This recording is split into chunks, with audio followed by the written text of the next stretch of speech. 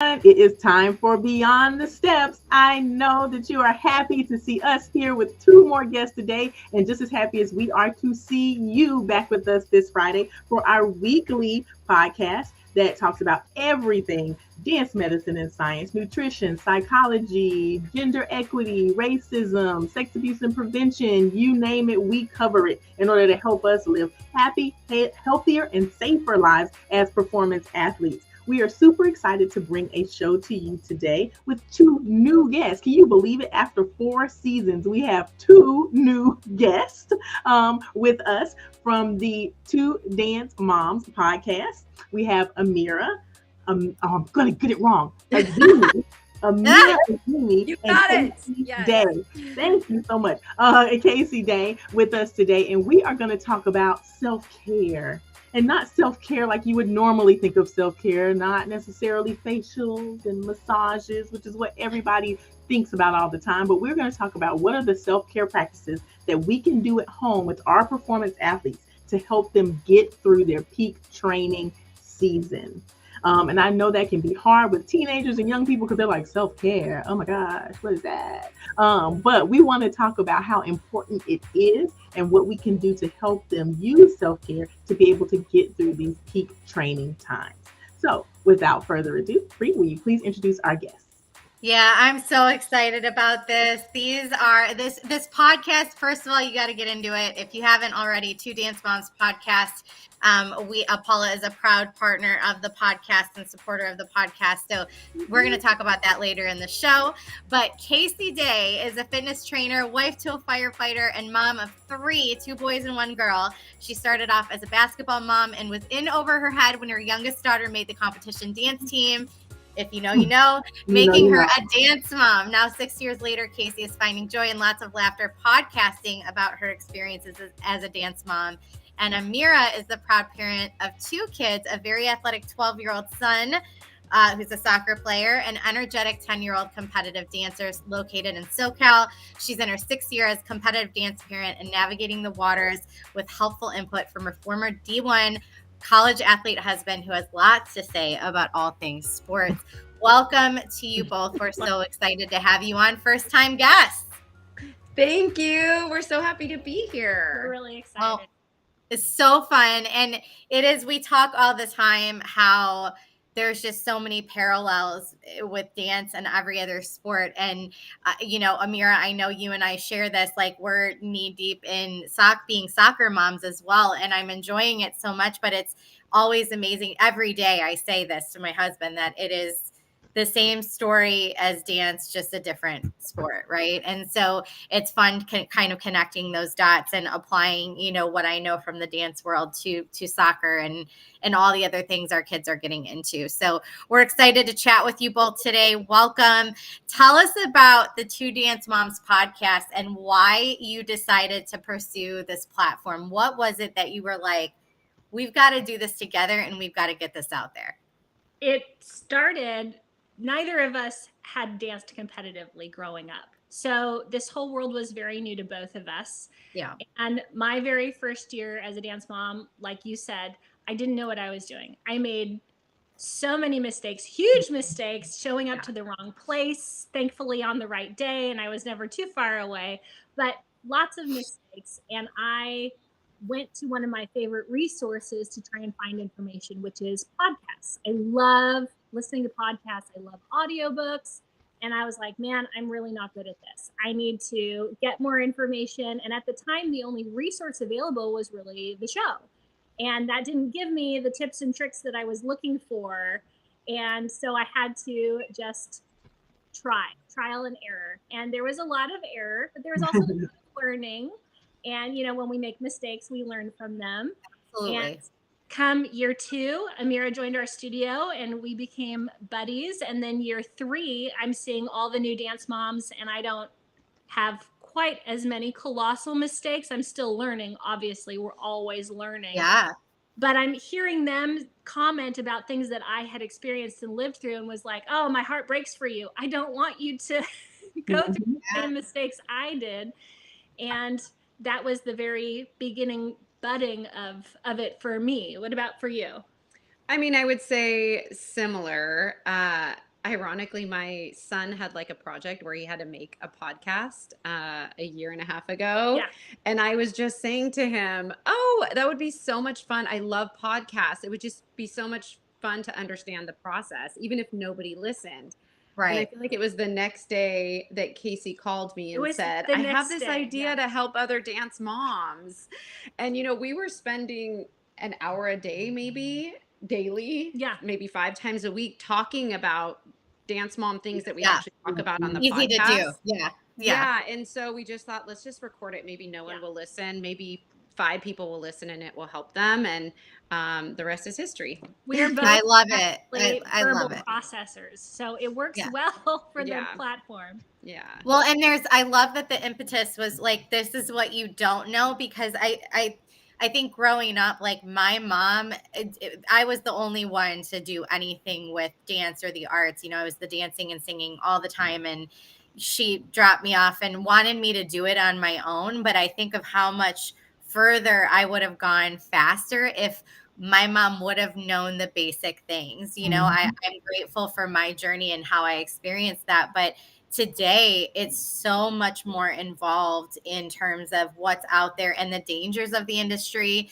but also, you know, steps you can take to get where you want to go, and then also landmines to avoid. And we didn't have to worry about that so much growing up, but in today's dance world, it's completely different. And I think having that that community where everybody is kind of sharing similar experiences and going, okay, let me help you avoid this, and what I wish I would have known. It's this so important and so valuable. Like, I can't say it enough what you guys are doing. So, and there was such a big gap for that. So I'm super glad that you guys filled that up. Yes, thank you. Thank you so much. It's much needed as a dance teacher and competition director.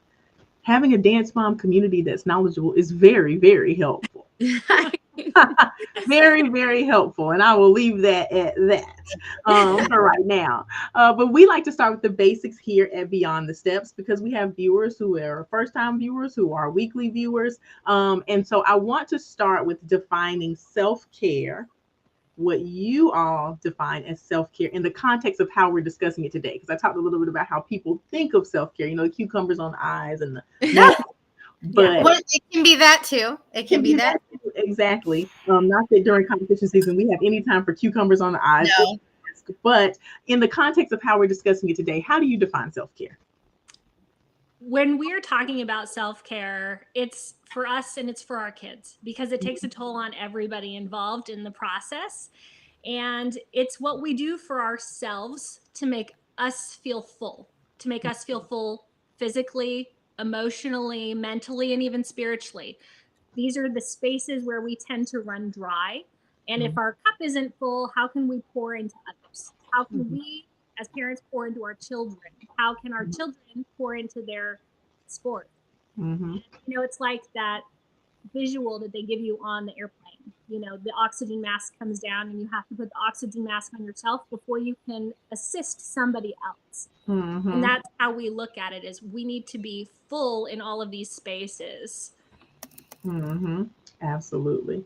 So, like, the definition you gave is perfect. And I understand that as a 44-year-old woman who understands, okay, I have to pour into my own cup. And, you know, I can't help people if I haven't helped myself, and so on and so forth. But for kids who are big into instant gratification, I want it now. I don't want to wait. Meditate. What? Why do I want to meditate? I got to get here. I got to do this. Like, why do I need to eat these vegetables? I don't want to do this. Like, I'm just going to throw chips in my mouth. How do you make this concept relatable and, you know, applicable for your kids?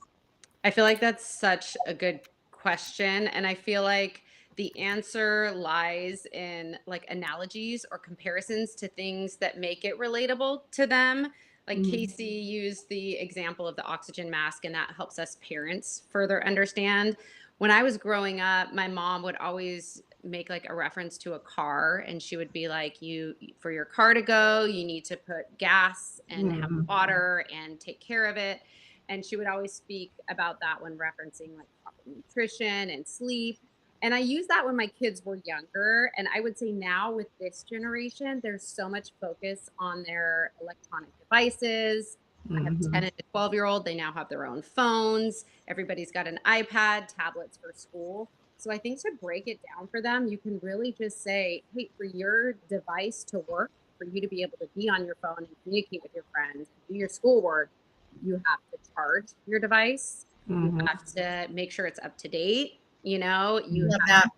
you have to protect it. And Mhm. feel like that's a way that it's very relatable to them, and it can make it, you know, easier for them to understand why it's so important for them to do these important steps. Mhm.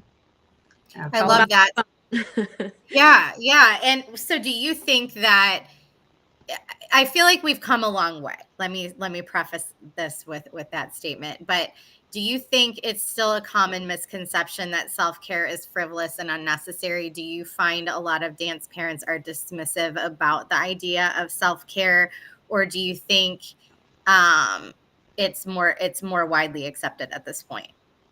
It's definitely both. I mean, it is considered frivolous because it's been marketed that way in a lot of Sure. sense. Like you even said that visual of the cucumbers on the eyes and a face Sure. mask, and that does have its place in it, but it has been used kind of as a marketing tool for like, I'm just gonna treat myself, and like, I want a Sure. frappuccino today, it's my self-care. And Mhm. that doesn't really fill the cup very far. Yeah. It's really just a couple drops in the cup. It might be something that is lovely and beneficial for you, but it's not going to really get it full so that you can actually have that experience. And I think it is growing in its understanding. I mean, you see it not just in these like wellness spas. And I think that's kind of the rebrand of self-care is wellness. But wellness is developing its footprint outside of a spa space. It's also Yeah. just retreats. People are understanding that it's more than just these physical experiences. We need to take it deeper. We need to have rest and true rest. We need to, you know, consider ourselves on all these other levels that we have, not just that, you know, 50-minute massage that we might want to book for ourselves. Yeah. Well, and especially mental health. I feel like the pandemic was really a catalyst for people talking about the tools to um, maintain their mental health at home. We've Mhm. seen a big shift in those resources and tools that people kind of do on their own and incorporate into their daily lives since the pandemic, I would say more so. Do you agree with that? Absolutely. Yeah. Yeah, I would absolutely say that that's the case. We all got Yeah. stretched during that season, and we had to learn. If you Yeah. hadn't done anything before, at that point, it kind of came down to it. And Yeah, like if you didn't believe mental health was a thing by, but Right. after going through the pandemic, something is seriously wrong. Because I Yeah. think if you didn't believe it before, you definitely believed it in going through that whole mess. So, there's, um, as much as I think we live in a culture that is generally too hurried, Mhm. yeah, it was unhealthy to go from the yeah, pace we're at and then have a full stop. And especially yeah, my children go from physically expressing themselves with their sports and getting all of that energy and what that does for you mentally and physically to be active, and then all of a sudden you just it's can't, just and you're sitting on the couch at home with your phone. And what that did to at least my kids, I can speak to my family, and what that did, it was rough. I mean, Mhm. mentally it was such a challenge, and having to work around that to try and see them continue with their mental health. Yeah. yeah. It was. We could go on that tangent for days Right. and days and days. So we won't even go there right now. But if you're just joining, I'm Bree with Apollo, here with my fabulous friend and co-host Melissa McDaniel Grisham, and we are chatting with Casey Day and Amira Azimi today from Two Dance Moms podcast about what are the self-care practices we can do at home with our performance athletes to help them get through their peak training season. There's a lot in this episode. We've already talked about a lot, so go back and watch from the beginning, and be sure to like, share, and subscribe everywhere at Apollo Performance and TP Dance Creations. So can you all share some specific self-care practices or rituals that you find beneficial for the physical well-being of your young performance athletes? It's pretty basic, and we all know it: sleep, Mhm. nutrition, exercise. And how you get to kind of express those in your life. So we have tips and tricks that we like to do. It's easier to say than it is to actually practice. Limiting your screen time before bed. If you have a routine to get yourself ready, to kind of calm yourself down, and that can even come in line with those things that we may say are less valuable, but they help prepare us for rest. So even like a skincare routine, which is super trendy with a lot of the dancers right now. But what it's doing, it's not so much, oh, I need my skin to look good. It's preparing us mentally for rest. We are dialing down and zoning into kind of that next stage, the sleeping stage. I also think too, not wearing exercise clothes to bed is something that mentally we like to stay in our leggings or whatever, or I'm going to wear, but it's like, what are we saying to ourselves mentally? Like, no, having that transition into actual pajamas and being like, no, these clothes are just for valid. Sleeping. I'm going to wear these clothes because I'm done. I'm turning off that active part of my brain and even telling my body, we're not going to be active right now. We're going to rest. Mm-hmm. So Now, what do you do? So like I have two very different kids, as do most people. My daughter, as soon as her head hits the pillow, I mean, her eyes are sinking and she's asleep in 5 minutes. And I'm so jealous of her every day. But then my son, it's like his mind, he's getting home later and later, the older he gets. And it takes him a long time to wind down. And we try the melatonin and we try, we have a whole bedtime routine that we've done since they were babies. But the reality is he's getting home from these physically exhaustive, practices. And he's like, he's not ready to relax yet. It takes him a while to come down. Do you guys deal with that with your dancers, and how do you overcome that? We definitely do.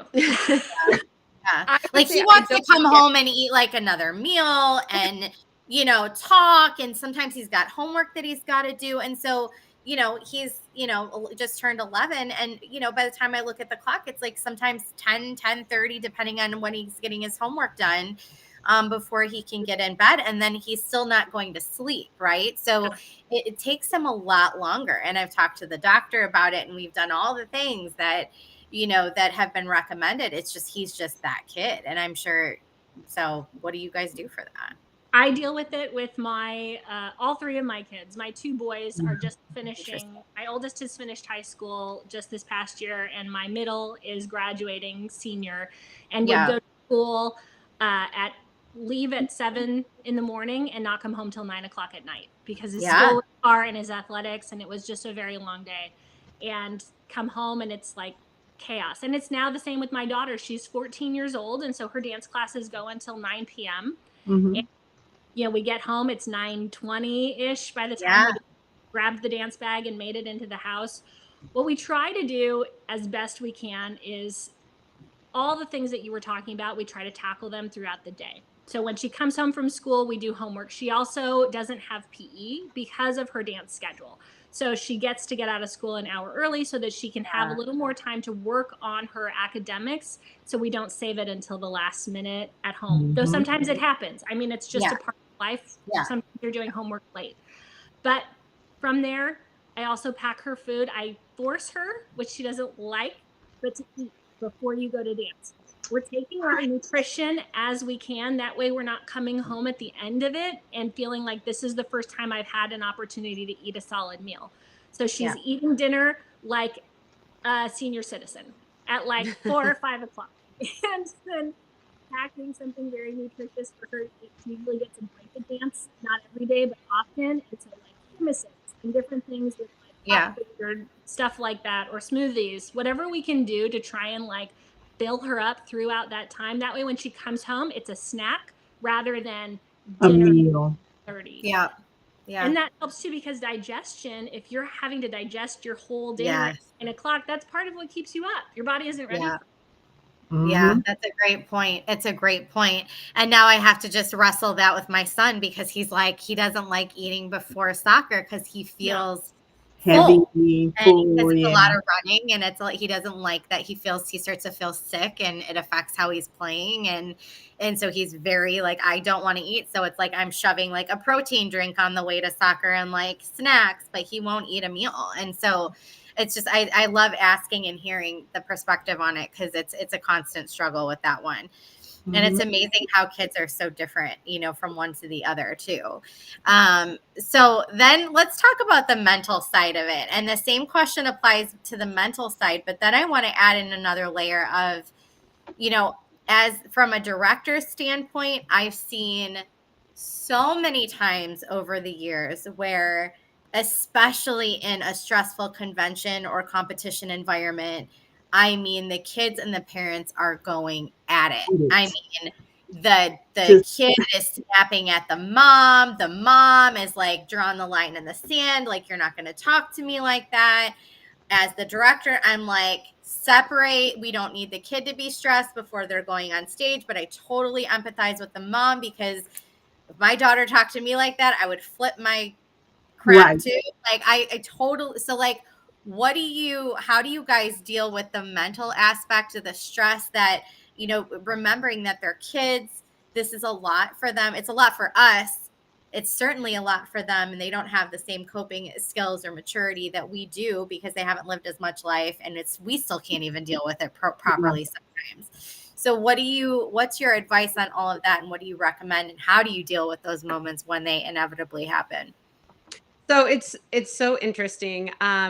I feel like mental well-being and practices and rituals is a newer thing discussed for young For adults. sure.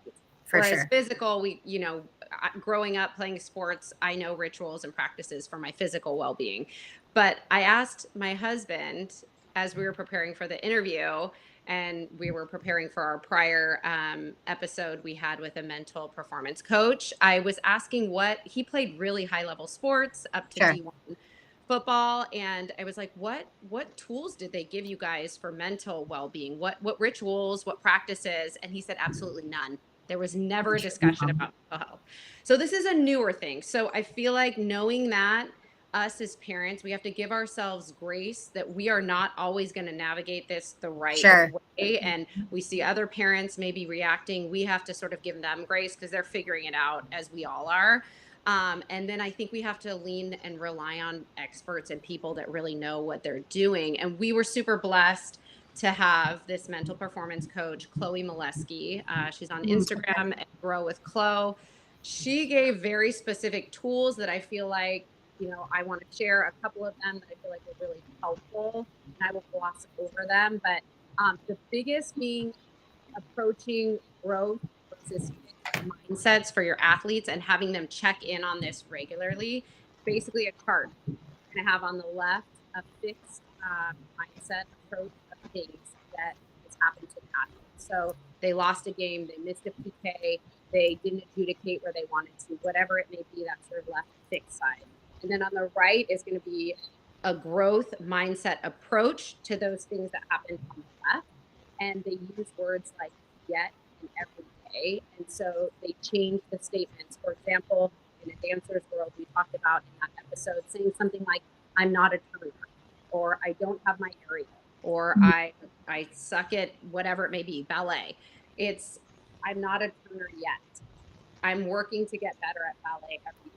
And so writing a statement like that and checking in regularly for your athlete is very good for them. She recently shared this tool she calls the stoplight tool, which I think is amazing. It's just a visual idea for your young athlete. Red being, you envision a stoplight, red being negative thoughts, and then green being positive self-talk. And yellow sort of being real, tangible things that are happening to kind of break up those thoughts. And so anytime you feel there's a red light, you feel yourself saying to yourself, I am not this, I suck at this did not work. You have to intentionally think of like a yellow light to turn it to like a reality, tangible, what's happening right now.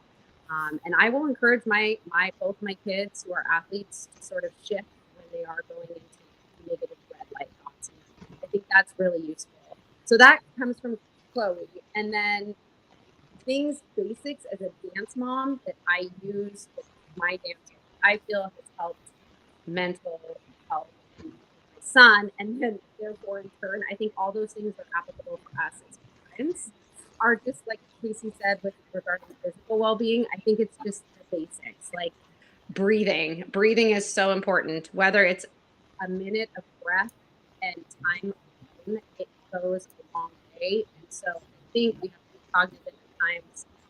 Our dancers, our athletes are getting in their heads, and we need to step away and have a breath and a moment of reflection. I think that goes a long way. And then the other thing is, before my dancer performs, I always have her do, we call it a zone out. I don't really know what else to call it, but she puts her headphones on without music, sometimes with or without music. But she generally will just kind of zone out and take time separate of the team, separate of the routine sometimes. And I feel like it just really prepares her to take on the challenges that come as, a dancer, going on stage and giving such a big piece of herself. So I think all of those things can be applied to a parent's perspective. Breathing, giving yourself space for reflection, and kind of zoning out from all the action that's going on. When we started on our first year on the team, one of the moms would, if we weren't staying at a hotel, she would outfit the back of her car like for rest and relaxation.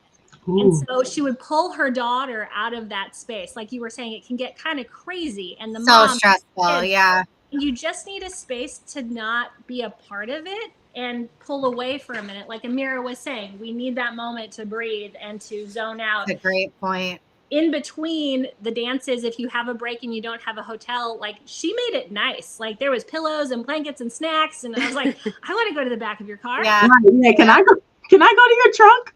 Is it? Yeah.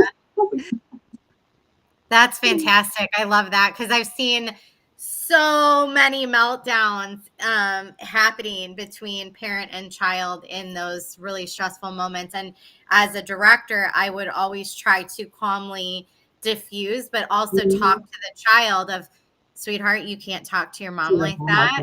We need to just calm down, and be the advocate. But then also if the parent was out of control, okay, we need you to step away for a minute, because I've seen it happen both ways and it's so understandable.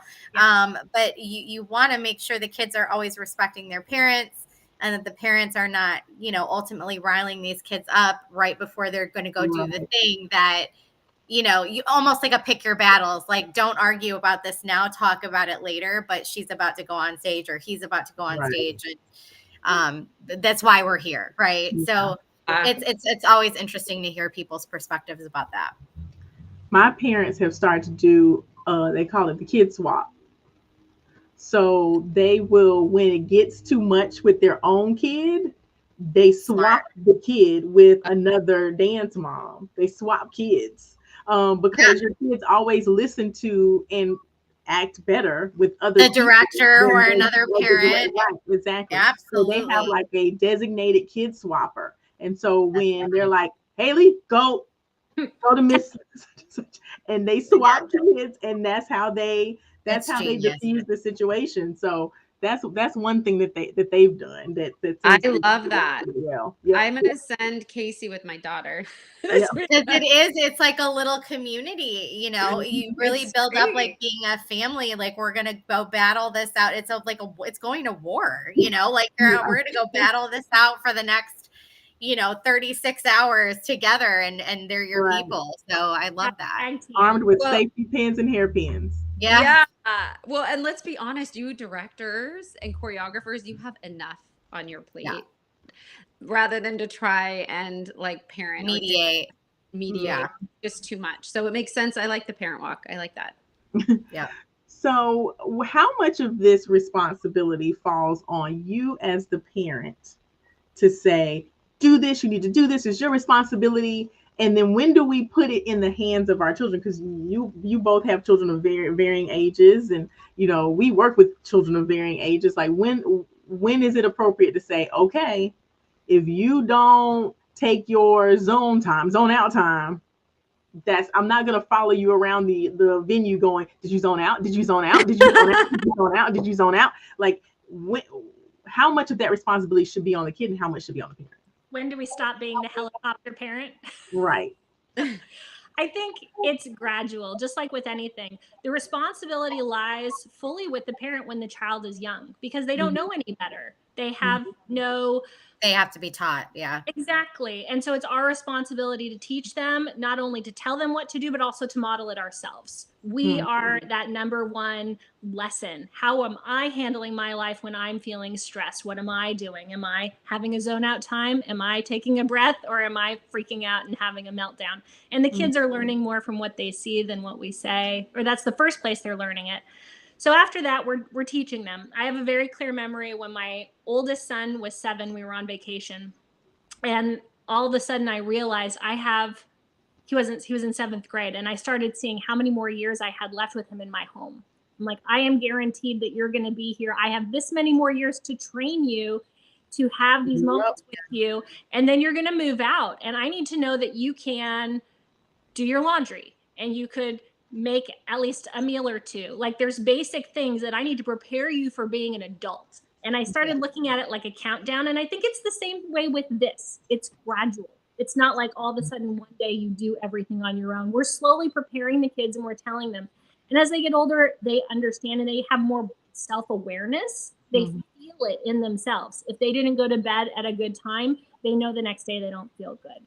And instead of us going like, I told you so, you should have gone to bed early. It's like, hey, I'm sorry you don't feel well. You know, next time we're going to really try and prioritize getting all of our things done so that you can feel better the next day with better sleep. And they see that growing up. They feel it in themselves. And so I think it's gradual, but it is a learned experience. You're going to have some fails, you know, to teach those lessons, because those are the lessons that stick when we've not done it properly. And it helps us to know for next time how we want to fix it and change it. But yeah, gradually, you don't want to have like a 17-year-old that you're telling how to do things.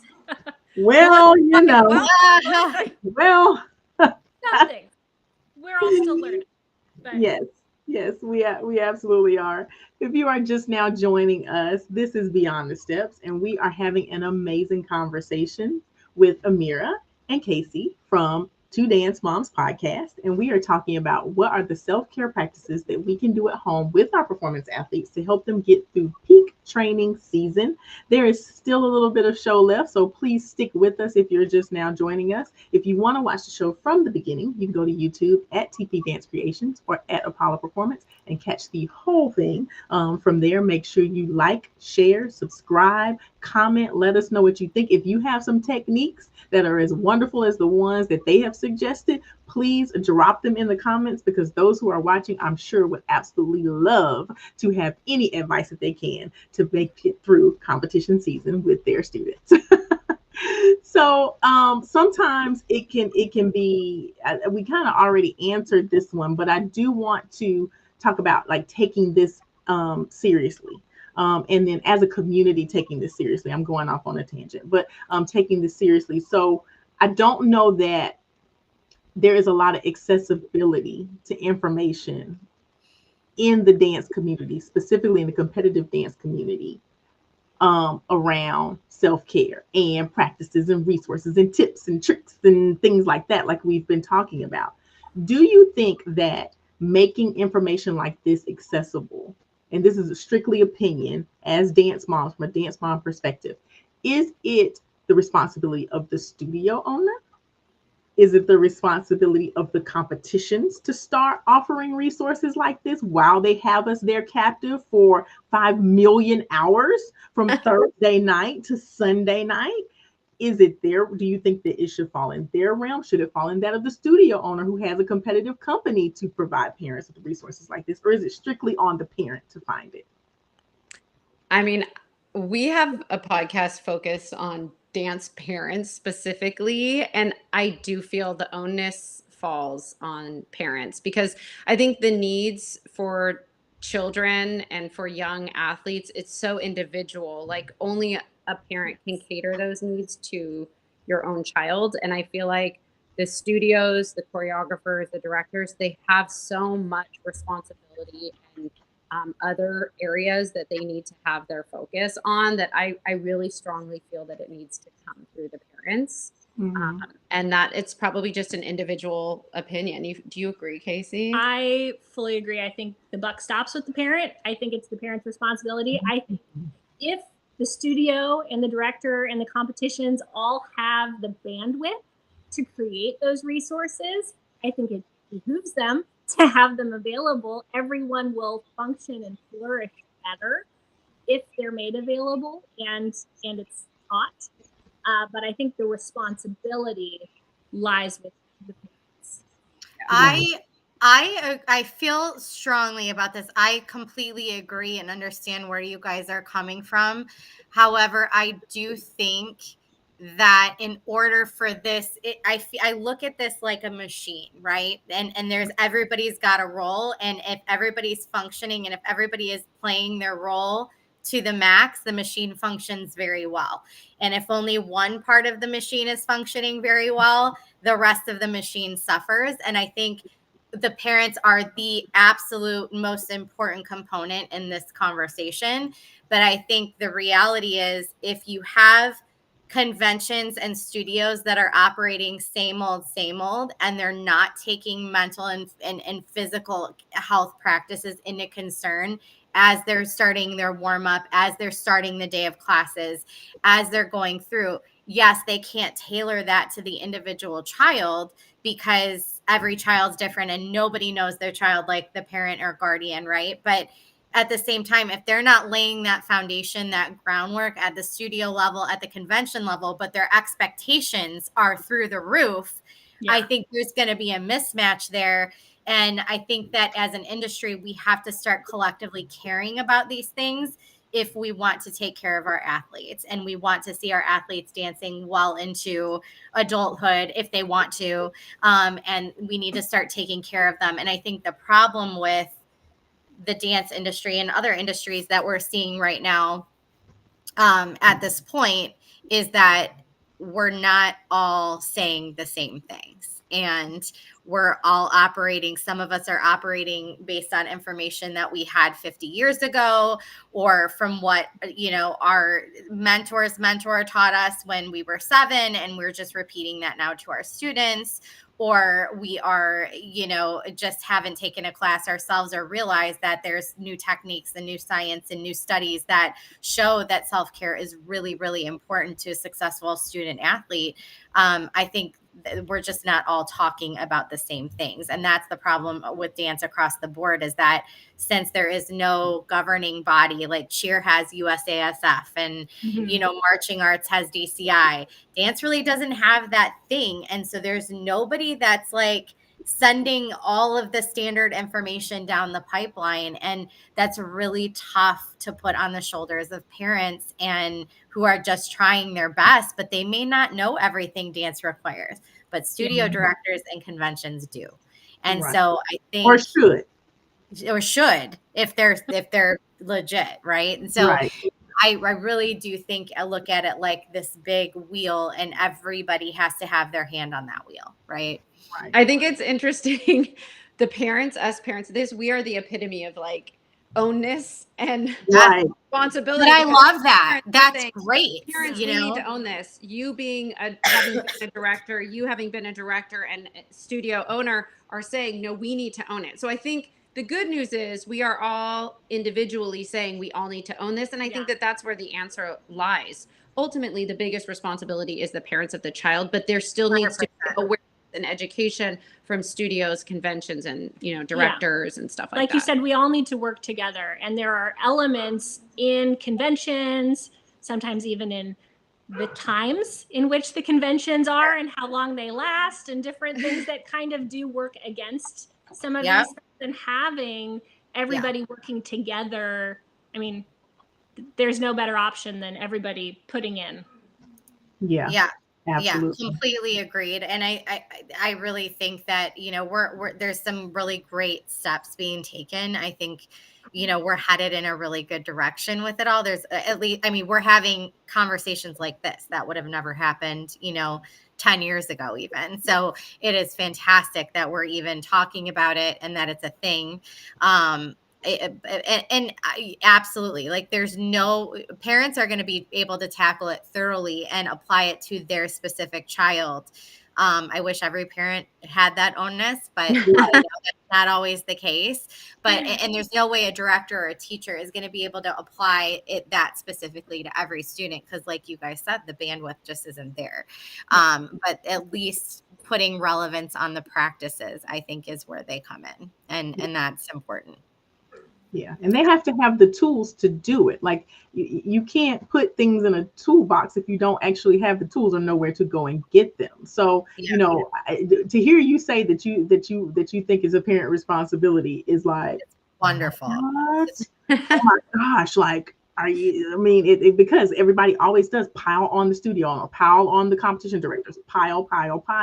But like Bree said, we have to give parents the tools. Like, you can't say, hey, go put that screw in the wall and not give them a drill or a screwdriver. Like you have to be able to give it to them. And that's what we hope shows like this and podcasts like yours are the tools that we can then raise the awareness and put them in parents' hands to be able to use it. So I think a lot of what we are taking on as far as like trying to learn these things is based on, unfortunately for our older children, our dancers are our babies. And so the first and second born, oh my they've been gosh, the ones that we've learned from with their other sports that have been totally.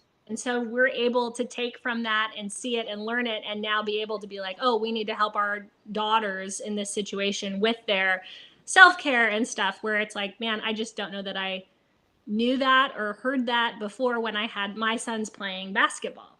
Yeah, I'm in the same boat, opposite direction. Like, I'm taking everything that I learned from dance and trying to apply it to soccer, and it's the same. It's like, wow. And I need to listen to my own advice. I'm the first one to say, like, my problem is I am everything I told every dance mom not to be, but for soccer, I have a huge issue. Like, I am a wreck. You know what I mean? I'm totally do not listen to my own advice when it comes to my son and his soccer. But I try, and like I like talk to myself every night. Like, I could have done better at this. I should have done this instead. I know better. It just, like a demon, it just comes out. So yeah, it does cross over. Absolutely. The schedule of these young people can be absolutely intense and grueling, insert any sport or athletic. As an adult, how do you make the judgment call on if it's time for self-care or if there's a need for a full stop or extended rest? Like, I know for me, that full stop has never been reached because, so we've gotten close. Like, maybe you're just staying home or you're not going to go to this game, right? But like, then my son inevitably has a meltdown, or no, I can't miss it. We don't want him to miss it. Well, how do you make that call? And have you had to make that call? I feel like it's so crazy. The breaks that used to be breaks for these competitive sports, they're just getting squeezed. They're getting squeezed out more and more so. And I feel like, if there happens to be a break in schedules that are already crazy, we as parents don't want our kids to miss out. Like, that may be their only opportunity to gain a skill or get stronger in something, or meet with this wonderful choreographer or this trainer. And so I myself, guilty as charged. I don't want my kid to miss out. I want them to have all these opportunities, but there's just this squeezing of the schedules that's getting crazy. And what I encourage, or what I think, and what I try to do is schedule in the breaks, the rest, just as much as I schedule in the intensives or the training sessions or things like that. Like you would, and anything else, put it on the calendar so that you don't ever have to get to the point where you're saying, we have to do a hard stop. We have to do an extended rest. Like, it should be small rests that they're refilling their tanks so that you never get to that hard stop. And unfortunately, I think when you get to the hard stop, it's like super evident. I think it's really hard for kids to sometimes understand that. They think they're invincible. They think they're never going to need to stop. They've got so much energy. I remember feeling that way growing up, but I think we have to lead them to like examples. And I love Simone Biles' story, Tokyo Olympics 2021. She's maybe not a dancer, but I know my dancer loves her, really looked up to her story. Yeah, she's an I think it was incredible so woman. true. She's just the most incredible athlete. And she had to have a hard stop. She couldn't compete. She got to Tokyo and couldn't compete. And I think it was because she didn't take the time to focus on her mental well-being. She didn't give herself rest physically, mentally, and she had to stop. And so I think the goal is to not have to do a hard stop, and you schedule it just like an intensive. And I do. I'm not perfect at it, but I schedule Yeah. breaks for It's true. my It's kids. true, because otherwise there's always something that you can fill it with. Always. Always, yeah. It's funny, again, you have to know your kids. Like I look around sometimes at children that are my kids' age, and they've got, 4 activities that they're in, and they're going from here to there and wherever. And I know my kids are not those kids. They value that time at home. They value their time to just veg out for a second and decompress. And so we don't have them in as many things. And I think know their limits. And I don't know how much longer we're going to get away with that either, because as we transition to middle school and high school, and my kids are still in elementary school, about to go into middle school, one of them, and I know it changes drastically as they get older. And so we're trying as long as we can to, feed who our children are and cater to what they need and what they're telling us, which is like, I just want to be home right now, and maybe that won't last forever, but I think you have to go with talk to your kid and know your kid too. Yeah. We've had different seasons through our family, and I now would imagine two of our kids are like on their way out. But we would always try and hold one day a week if we could as a rest day. And that was typically Sunday. And it was like always try on having better, bigger family meals and games and things that were just different. That way we could kind of fill back up and get that sense of togetherness and rest. And even still, we don't always practice that Sunday rest day. But my daughter still does it for herself. Like her friends will, and she loves people. She's an extrovert. But even still on Sunday, she's like, I don't want to do anything on Sunday. It's my reset day. And I love that. She's like, I wash my sheets. I get everything ready for the week. I just want to kind of be alone, not in a, withdrawal type of way, but just in a rest type of way. Just in a restful way. She loves to have her Sunday to kind of set up her week, and then she feels ready to go. That's fantastic. I love that. This has been a fantastic episode, and if you missed it, you need to go back and watch it from the beginning. You also need to like, share, and subscribe so you can get more Beyond the Steps content. So check us out at Apollo Performance and TP Dance Creations. We've been talking to Casey Day and Amira Azimi today from Two Dance Moms Podcasts Unite. What are the self-care practices to do at home with our performance athletes to get them through their peak training season. Again, can't stress to you how great this conversation has been. So go back and watch it from the beginning.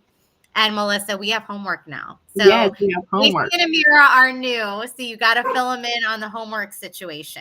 Yes, so we give homework here at Beyond the Steps, ladies.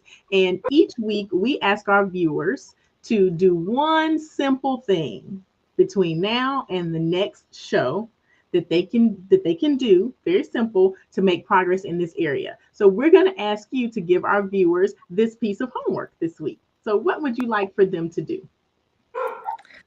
Say, number 1, I would say your homework would be breath. You can set it on your watch. There's a little breath app.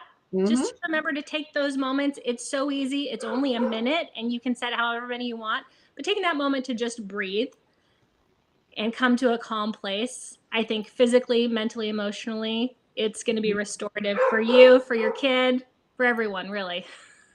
Yeah. Love it. Absolutely. I love it. That's easy. We can do that. Breath app. It's right here. Absolutely. So you have your homework. You can use your app. You can use a bunch of different apps if you don't have an Apple Watch. But we also have our weekly homework that we give you every week, and it's to take the STEPS initiative. It's the impetus for this show, developed during COVID, as we were talking about COVID a little bit earlier. It's a 5-part series that is totally free that will provide you with free information, modules, and education from professionals in areas like nutrition, psychology, sex abuse and prevention, racism, gender equity, and of course, dance, medicine, and science. It can be taken online, and Bree is going to pop that on the screen for you to be able to take that as well. Our guest, you have a podcast. Like Bree said, Podcast Unite. I love podcasts. We love doing podcasts. We both make podcasts, and people out there love podcasts because guess what? They're watching. So the Two Dance Moms podcast, the link is there. It can be found on Apple. Can it be found anywhere else, ladies? Everywhere. Just about everywhere you get your podcasts, Spotify, everywhere you get your Google, wherever you get them, we're available. Thank you guys. Awesome. Go listen, follow, subscribe. Yeah, listen, get registered to get all their episodes, all the things. How often do you release content? Every week, generally on Tuesdays. Sometimes we add a little bonus episode on Fridays, and we just like to share all things dance parent and competitive dance involved. We run mad respect because we film the show 10 months out of the year, and it is a beast to do every week. And so mad respect to you guys for that. Yes, absolutely. It's a labor of love. It is. That's the best way to describe it. Absolutely. How can people get in touch with you guys? You can subscribe to the podcast at Two Dance Moms Podcast. You can also email us. We love receiving emails. We correspond a lot with our emails at twodancemoms@gmail.com. And we are also on Instagram at Two Dance Moms Podcast. So please follow. We share a lot of stuff there involving the podcast. Great. Wonderful. Awesome. You guys have been absolutely a blessing to have today. We're so excited to connect with you. This has been a wonderful conversation. Thank you for being here. Thank you so much for having us, you guys. It's really been fun. Everybody go back and listen. We're going to be back next week with another fabulous episode for you. Lots to talk about. Make sure you go and follow us. All of our recordings, this episode and everything else for 4 seasons can be found on YouTube at Apollo Performance and TP Dance Creations, as well as Facebook and Instagram. Make sure you give us a follow, like, share, subscribe, all the things. And if you have a topic you want to hear us talk about, or a guest you feel like you would make a great guest for the show, we still have a few episodes left to schedule before we start working on season 5, which is crazy. So email us at info@apolloperformance.com. We want to hear from you. We certainly appreciate all of your support. You have your homework from Amira Casey, the Two Dance Moms. You have your homework. Get that breath app. And until next week, we hope you continue your journey beyond the steps. Everybody have a wonderful weekend. Bye, everyone. Bye.